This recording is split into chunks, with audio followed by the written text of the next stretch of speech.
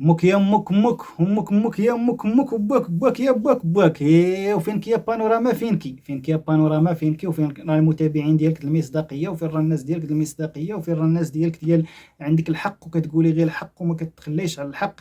ها بغينا نعرفوك فين راكي. تحياتي للمتابعين هاد القناه ديال المتابعين مده مسكينه ما طلينا عليها ومده ما نزلنا فيها شي فيديو مده ما درنا فيها شي فيديو حتى هبطوا منا السوايع وهبطوا منا كلشي.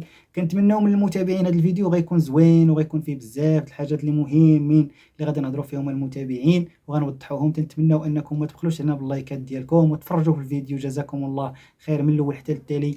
على الله اننا نحققوا هذاك الشروط ديال السوايع. تنطلب المتابعين ديالي انهم يتفرجوا في هذا الفيديو ولا يخليو الفيديو ويتصنتوا له ولا اللي يبان لهم. هذا طلب مني الاخوان والاخوات.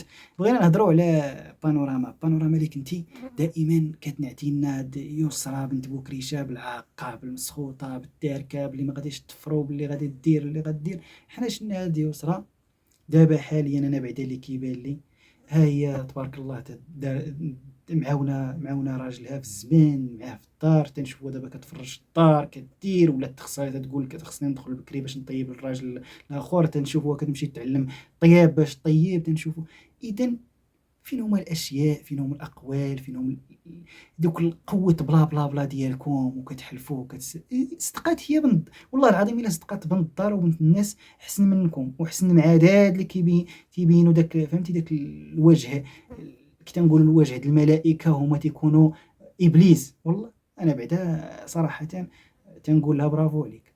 كاين شي اشياء مثلا نقدر تختلفوا معها فيهم كاين شي اشياء ما تعجبناش ولكن من ناحيه ديال مع الزوج ديالها وفي البيت الزوجيه ديالها بعدا انا لحد الان كتبان لي انها مرأة صالحه.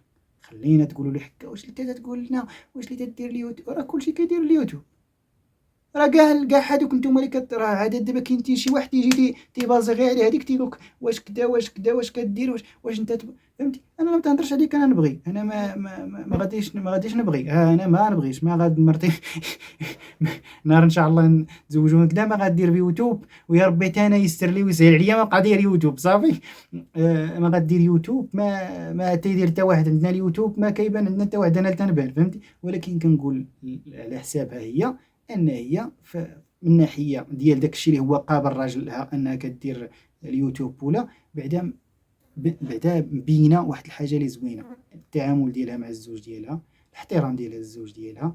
الاشياء اللي كتقوم بها تشوفوها غدا كتعاون معاه كتساعد معاه واخا ماشي واجب ديالها ان المراه ماشي الواجب ديالها انها هي تفرج ولا دير ولا. ولكن الا كانت قاده وكان عندها وبغات تساعد وكانت تشوف بلا داك الراجل يستاهل انها حتى هي تعاون وتضحي معاه فما فيهاش العيب.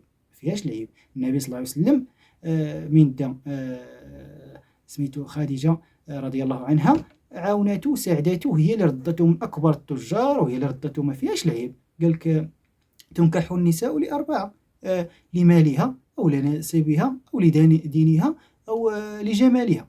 فهمتي ما فيهاش العيب ان واحد الانسان ولا واحد فهمتي واحد السيده عاونته مرته كانت في حاله طيبه وكانت ميسوره الحال.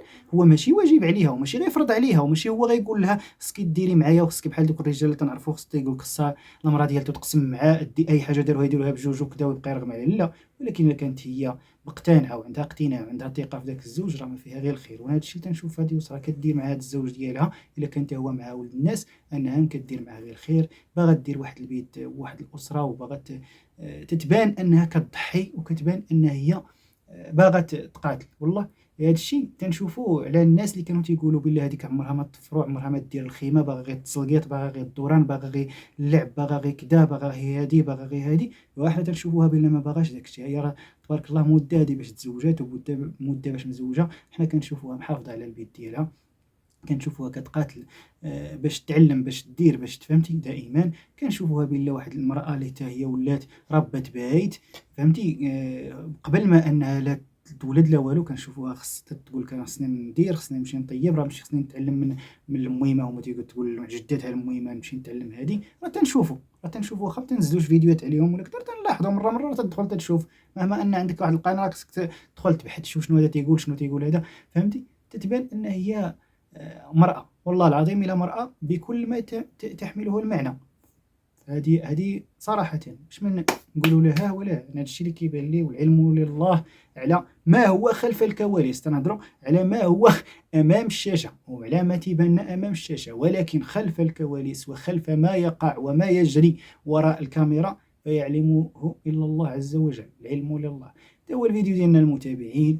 تحياتي لكم وشكرا لكم، وتنتمنى تكونوا مزيان وتكونوا فرحانين وتكونوا ناشطين وتكونوا في أحسن الأحوال. تحياتي لكم جميعا من هذا المنبر، وإلى اللقاء إلى فيديو مقبل إن شاء الله.